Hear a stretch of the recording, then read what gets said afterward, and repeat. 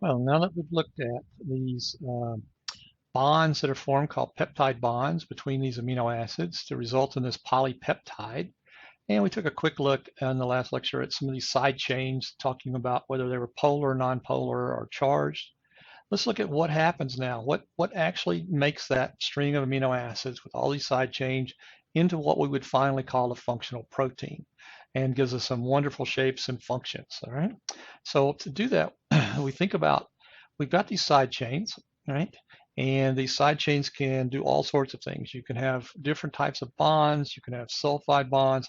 You can have things where it cause them to be hydrophobic and hydrophilic, and all these things work together to determine how you're going to fold this polypeptide up. All right. This polypeptide, it's got to fold in some way to make a three-dimensional object. And that three-dimensional form is what gives it its shape, as well as what determines what function it's going to have. Okay. And this function really, I mean, its diversity of it is driven from a number of things. First, the chemical diversity that we find in the polypeptide chain. So what the original message came down as and what resulted in the production of this particular organization of amino acids, how they were, which ones are where and how they're structured. Then there's obviously the flexibility of the polypeptide chain itself, how it can bend and form and function and fold and do sorts of things, right? And then there's this ability then to interact with both itself, obviously, but with other proteins or other molecules and other things that are found, such as lipids, other things that are found inside the cells, right? So all of those are going to have to work in various ways, and they're all going to be determined by this three-dimensional shape, which is in itself determined by this arrangement in the polypeptide state. Okay, so what do proteins do? I mean, let's go back to think about that. What this three-dimensional shape here. So we get it. What do we get from that? Well, we get a lot of things. Okay, one of them is that we get binding. Remember that? A good example, I think, is probably the TATA box. And we had this piece of DNA we called this TATA box, and we said in order to start the process of transcription, we needed a protein that would bind to that TATA box. We called it the TATA binding protein, and that protein started the process of sort of recognition of the transcriptional unit, started pulling in and bringing in other proteins that would help the process of actually doing transcription, certainly bringing and getting ready for RNA polymerase to come in. So here's your DNA down here, is what this is supposed to be. And then this top part, this nice colorful area up here, is a TATA binding protein and how it physically interacts and looks for areas where TATA occurs. Okay, so that would be a binding protein. Many proteins obviously have some other function, which is catalytic. Okay, catalytic means that they catalyze or speed up regular reactions. Biological processes will go on, right? You can have these things happen in cells, but without catalysts, it's not going to happen at any speed that would ever function to keep the cell alive. So the cell really needs these enzymes, as they're called, to come in and catalyze the formation of other things, breaking apart, doing whatever they do, right? The example we've used many times is this complex known as DNA polymerase. DNA polymerases are these enzymes that come in and help catalyze the formation of bonds, these bonds between the bases, right? Or excuse me, between, well, they form that too, but the backbone, right? So they help form us these bonds that go from the 3' 5' carbons and help us make those connections so we get DNA backbones produced, right? As well as they also help form bonds between the bases themselves. So DNA polymerases are that, and there's all sorts, right? There's ones that come in and edit. There's ones that come in and fill in holes. There's some that add telomeres to the ends, which are all essentially some form of a catalytic polymerase. But every activity in the cell, and you've probably learned cycles, right? You learned energy cycles and all that, and they talked about the proteins that were involved, the malate cycles and all those, adding ATPs, using ATPs. That's all enzymatic activity. Those are all proteins that are coded for by one or more genes out there somewhere, okay? A couple things other things that you'll see about are one is called switching.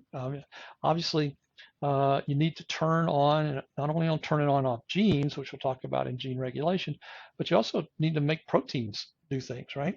Well, there are proteins that's job is to turn on or off either DNA itself, or to turn on and off other proteins, or to themselves be turned on and off. So they can be sitting there as a protein. Something happened to them, and all of a sudden they become active, right? They become enzymatic, or they do something, or they may go cause another protein to function. And one of those is in the RAS family. It's a super family. It's one of those huge multi-branched families of various types of proteins, and they're involved in what's called signal transduction. Signal transduction is how cells signal across itself, either across the cellular membrane to the outside or within the cytoplasm or from the cytoplasm to the nucleus, how it signals what it needs to be done, right? It's sort of its internet of the computer. And this one happens to be a GTP GDP dependent. So when it's in GTP state, when there's a triphosphated connection there, it's turned on. When you knock off a couple of those phosphates, you can turn it off. So if there's a phosphorylation or dephosphorylation switch that can turn these, which then switches other things. And then obviously you have all sorts of other forms. You have structural ones. We looked at silk. Remember back when I tortured you with those silkworms and the multiple allelic states of the silkworms, and I said that, it's very important to make silk. Well, silk is a really amazingly incredible protein structure, that structural thing, and the making of silk either by spiders or by those silkworms or whatever. A number of things can make different kinds of spiders. It turns out to be very different components of it, but that's a structural point. And then cells themselves have an internal, skeleton system that is made up, and they have transport railroads. I mean, it's much like a map of any country with all these transport areas and these things where things can move across, as well as give the cell its physical shape to the self. If actin is one of the proteins that's commonly involved in doing that. So they have clearly, these proteins have an important structural role, and we know about some of them, and we'll talk more about the others. Now, all of this builds together as combinations of these possibilities of interactions, the chemicals themselves, right? The A's and all C's and all that, the flexibility, as well as diversity, all work together to give it this higher order protein structure, which makes it functional. Okay. Now, whether it's one of these F-actin that's controlling integrity, whether it's a little tiny protein that's going to be moved out of one area and moved around and picked up by another called a hormone or a pheromone, as many insects and plants have that throw them out into the air, and they're looking for receptors in other species or organisms. Whatever it is, whether it's enzymatic, whether it's a classic histones and these what are called housekeeping proteins, whatever it is, the shape of those determines how they work. And that's what we want to talk about next. Whatever it's doing up here, its shape determines how it can function. And I love baseball, always have, and so we'll use an analogy here of a baseball mitt. Anybody's ever played baseball or held a mitt in their hand knows that it has a certain shape, right? And if it doesn't have that shape, it doesn't work. If it's flat, you can't catch a ball with it, right? It's going to just fall out. And they have different shapes for different things. If you happen to be on first base, you have a large shape. If you're outfielder, you have a different shape. Certainly, if you're a catcher with any real, high speed catching, you'll have one that's heavily padded, so you don't bust your hand when those things come in. And they work for different things. They are very different. And they only work when you put them all together and the pieces work. That's how a protein kind of functions. Okay. And what we're started out with so far, really where we are, and just having the polypeptide chain is having the pieces cut out of our catcher's mitt or our first baseman's mitt, whatever. We have the pieces. That's the polypeptides. We haven't put them together yet. We haven't sewn them up. These cross stitches could be sulfur bonds or whatever's needed to give it that shape. Okay. So we have this basic piece. That basic piece is the first level. It's called the primary structure level. And this is the linear sequence of the amino acids. Okay. Once we have that, we start to form secondary structure. We start to have interactions between those amino acids to start folding and doing other things. We're going to look at that. Then we have what's known as a tertiary structure, which is where we finally get this three-dimensional shape. Okay. That shape can make it functional. Okay. Most proteins are not this is not a functional level where you're at primary or secondary. Once you go into that three-dimensional shape, then it may in fact well be a functional protein. Okay? But others require even a higher level, which is known as a quaternary level. Right? The quaternary level is when I've got this three-dimensional form over here. This polypeptide just formed up, and this polypeptide just formed up, and they somehow have to link together to make the functional protein itself. And we'll give some examples of that. Okay. For some reason, students get very confused about tertiary and quaternary structure. Okay. Tertiary is taking that is that one mit, right? It's just formed up into a three-dimensional object, and it can function. Some proteins, that is the last level that they form and they function at. Other proteins, to make them functional, require that you have another polypeptide. Could be the same polypeptide, you have to put two of them together, okay? But they won't work until you put two or three or four or five together to make a quaternary structure. And some proteins, as we'll see in a moment, work fine like this, but they have another job, and when the other job comes along, they actually form up to this level. So it becomes quite complex and interesting. All right, but let's look at each of these levels just to go back and refresh. Obviously, the primary level, right, is just the amino acid sequence. These are held together by these bonds and things and these peptides, the bonds that form it up, okay? And of course, just to remind you that we have two ends. We can always recognize the amino end and the carboxyl end of these two. And you have this nice little sequence that goes directly back to our DNA, okay? And we've got all these basic forms. And as we say, it's directly determined from the gene, right? That's what drives it. Well, what's important about this order? Well, what's important about this order is that it develops what's called domains, right? So what the actual ordering of these amino acids will ultimately determine what's going to happen in that part of the protein. And what happens in that part of the protein is called the protein domain. And here we go back to my little P62. Remember, I've used that a number of times. It's the sequestosome gene that we worked on. This is the actual amino acid sequence for that gene up here, okay? And it has these domains. It has what's known as ZZ domain. Z domains are usually something that interact in various ways with RNAs or other things. It has PES domains. It has UV. How's all this? Well, it's a little easier to look at it in this bottom form down here. Okay, so this is just a methionine, which would be right here on this end. Okay, and this other end would be down here at 440 or so amino acids later. It has a ubiquitin end. Ubiquitin is the way we signal that proteins and other things need to be degraded, so they get ubiquinated. So this is a part that attaches for that. There's a part that will interact with, because P62 is a signaling protein. That's what this signaling part in the middle is here for. It signals other things. As I said, there were signaling type functions. That's what it does. It's also a part of a carrier protein. It's thought to be involved in actually helping to transport, being the intermediate linker to transport proteins around the cell and do other things. And that's where this little part down here comes into play. And it's involved in things like autophagy and all that sort of thing.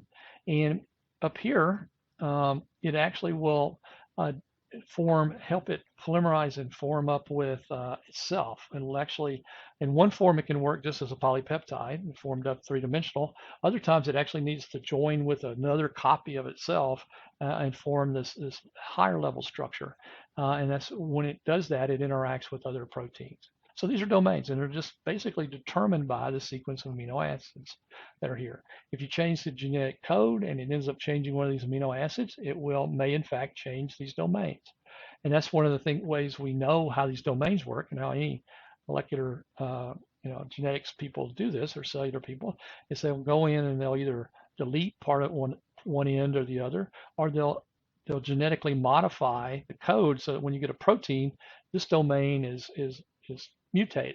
And you'll see what happens when you mutate that, when you follow the life of the cell along, and you look to see, okay, what if this Traf6 is mutated? What does that do? And what's affected? That's one of the ways that we play games trying to figure out what these proteins do in cells. Other domains, a really interesting one for me, and one that P62 interacts with, is known as HDAC6. Remember the HDACs? Okay, those are histone deacetylators. Well, this one has absolutely nothing to do with histones, but it's in that same family of proteins. And so remember, the histone deacetylators are ones that went in and allowed you to activate or deactivate those tight nucleosomes. Well, this one doesn't even go into the nucleus. In fact, on one end of it, it has a NES, which is a nuclear exclusion signal. So it has amino acids here that say, nope, can't even go into the nucleus, okay, that prevent it. What its job is really cool, though. You saw earlier we had these structural units, F-actin and all these other things. Well, you have these little highways, these tubes that connect all out from the center of the cell, and you can either move toward the center, toward the nucleus, or away from the nucleus, various ways, and that's done by these protein complexes that literally walk down these lines and carry, right? And they either walk toward the center or they'll walk away, depending on what's going on. And what they do is they connect up and carry proteins to phagosomes and places where they're going to be lysosomes, where they're going to be eaten up. That's known as autophagy. When we want to get rid of proteins, either they're misfolded or we just don't need them anymore, we have to break them down into their amino acid components. That's known as autophagy. So autophagy, these actually link up and physically carry those proteins down to be degraded. Same thing happens actually with your mitochondria. That's known as mitophagy. And mitophagy is when proteins, when mitochondria become defective or whatever, and mitochondria are splitting and breaking and doing all sorts of things. When they become, you want to get rid of them, you actually grab a hold of them, interface with them, and move them. HDAC does that. It not only grabs old proteins, but it also can grab a hold of mitochondria, and it can link in between these dynein structures that are doing the walking and link up, and that would be what it's doing right here. And the domains are what allows it to do that. It's a pretty cool function. So it's all sorts of activities that can go on, and it does other things as well. Okay? So what's the point? Point is, these proteins, the amino acid sequence, the primary structure is really critical because that's what ultimately will determine these domains, that what's going to occur, what's going to happen down on this end of the protein versus what happens up there versus what happens in the middle of the protein. All right? Okay. Well, for that to work, though, you've got to get it eventually in this three-dimensional structure. So to do that, you've got to first go through a secondary structure.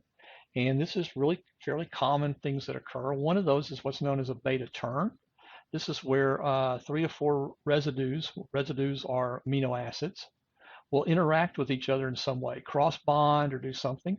And then what they'll do is just cause the polypeptide to maybe bend very quickly. It's called a beta turn. Okay, and it starts to form a secondary structure, right? And what it's doing is taking this long polypeptide, that you've got here, and just making it shorter by bending it back like this. Okay, when it does that, it often has then this series of connections, interconnections in there that are known as a beta sheet.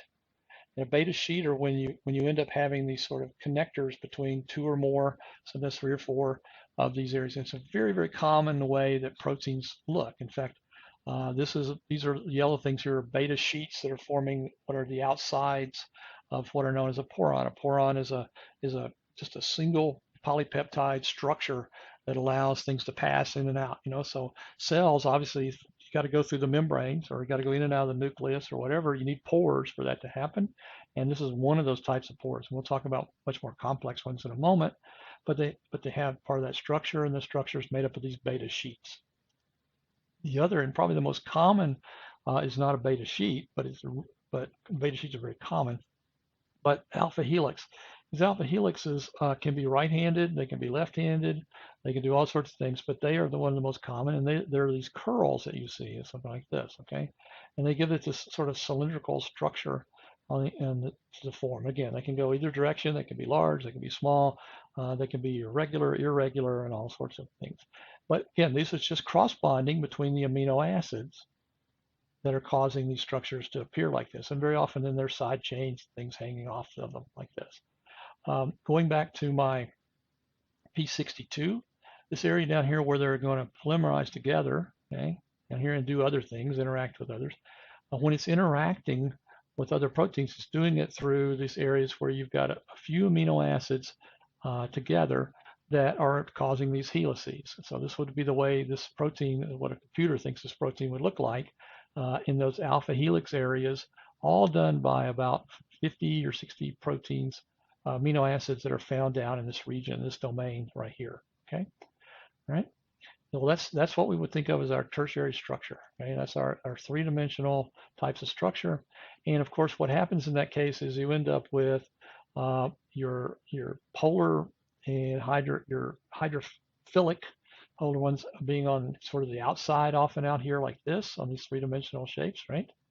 And forms. Okay, so this is we're moving up into our third level. And the third level is when we've got all these shapes and forms, then they start to pull together and to pull even tighter and make into three-dimensional structures. And that's what this is, okay? This is the tertiary level. And again, you'd have potentially have your polar out here, your hydrophobic in the inside. You might have charge. If this was a histone, these outer ones out here would have some charge and that sort of thing. This is really what computers think that, they basically would look like, is something like this. This is three-dimensional structure. All right, as I said, many proteins can function at this level. Okay, that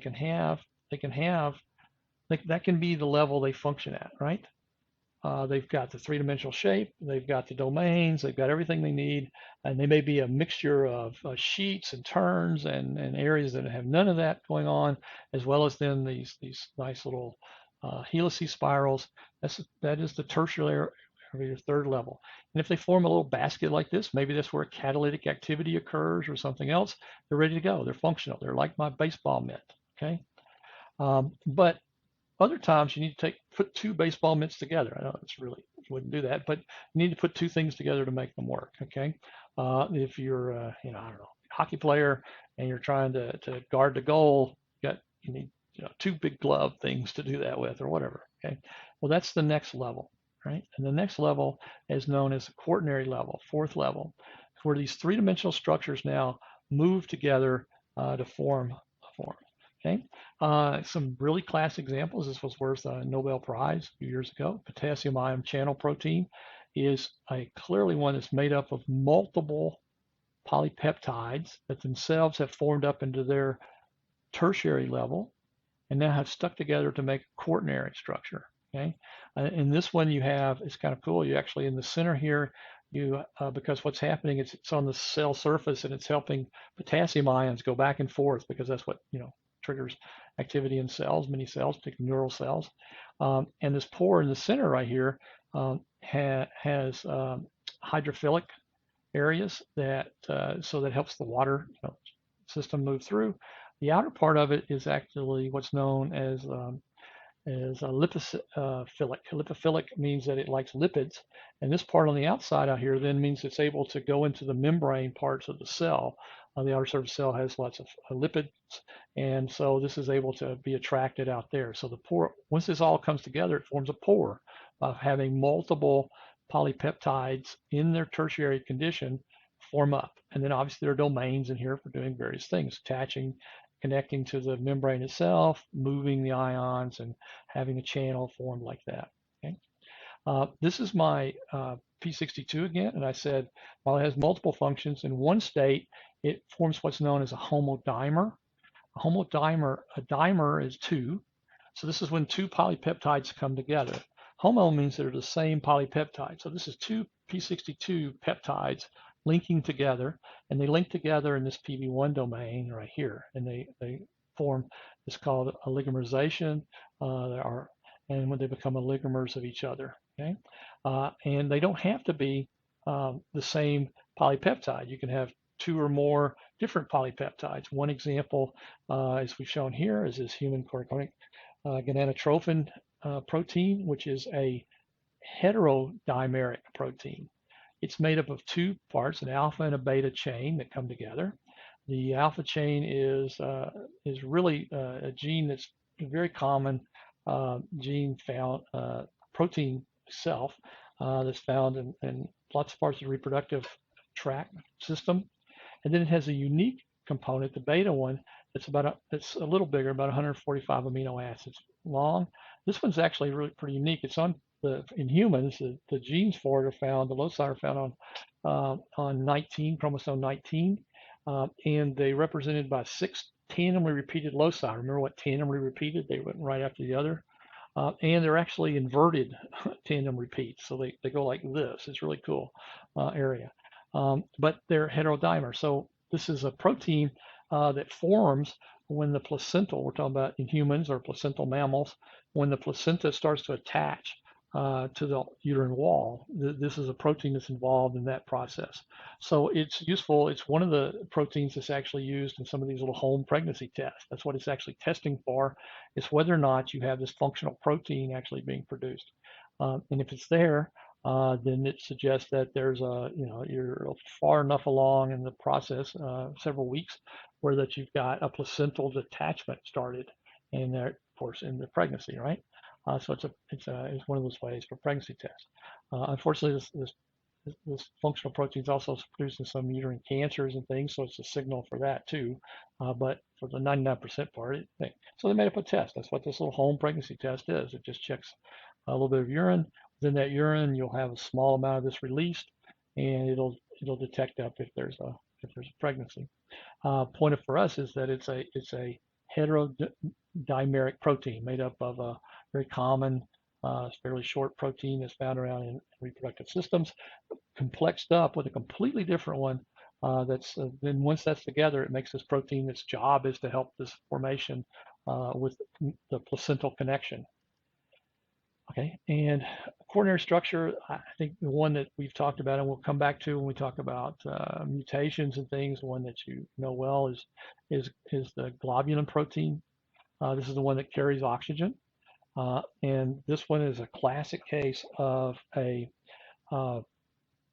actually a heterotetrameric protein. So it's one made up of two different types of polypeptides, an alpha chains and ones that are produced by beta chains. And we talked about the formation of these chains, but they're, in the sense of reading them from the genes earlier on, they're two completely different genes. And now what you need is the polypeptide making alpha and it forming into its tertiary shape and two of those coming together. The same thing happening at the beta gene being translated and all that, and the polypeptide forming up, and then two of those coming together, and all four of those things sticking together. And once they all stick together, with iron present, you get a heme pocket. And it's that heme pocket that's big enough to carry oxygen. And so these are how it forms up to carry oxygen. And it looks something like this. You've got the blue ones represent the alpha chains, the red ones represent the beta chains, and they complex together to form this fourth level structure. The alpha chain by itself is not, even though it's in three-dimensional shape, tertiary shape, it's not a functional protein until you get all this linked up together. And obviously, having mutations in any of these can cause them not to connect the way they should, the domains not to function, and you end up with all sorts of things. We're going to talk about the example later of sickle cell anemia, which is a single base change that occurs down here. So, okay. All right, well, I think that gives us enough view of these beautiful structures. They don't have color and look like this. These are computer views of them. But the basic idea, and keep the idea with you, shape drives function. Without the right shape, you don't get the right function.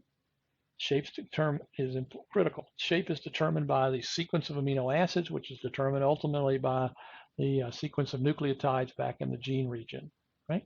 And that's that shape that drives the function of these, and you can change the shape and other things to make things happen, but that's the way it works. Proteins work by their shape, and they have multiple levels that form up to make them function. And they can go in and out of those levels. One of the ways that we will control protein function is to stop it maybe at the secondary level, okay? And before without letting it fold, or we won't let it fold completely, or we'll let it fold in one way which doesn't allow it to connect to another one or something, and then we can actually regulate it by controlling each of those various levels, right? Okay, so we've talked now about the full process of making proteins. Now we need to go back and think of things about, okay, how do we regulate all this process? How do we not get the proteins in their hand that we don't want, or we do get them there when we want them? And then what happens when we mutate these? Let's go back to the original questions that we started this whole course with, looking at this mutation stuff, thinking about what's a red-eyed fly versus a brown-eyed fly, or a white-eyed fly, or stubby wing versus a normal wing, or pea, smooth versus wrinkled. What is all that? What effect is that? Why does the protein cause it to be wrinkled versus to be smooth, etc.? And that'll come up in the next few lectures.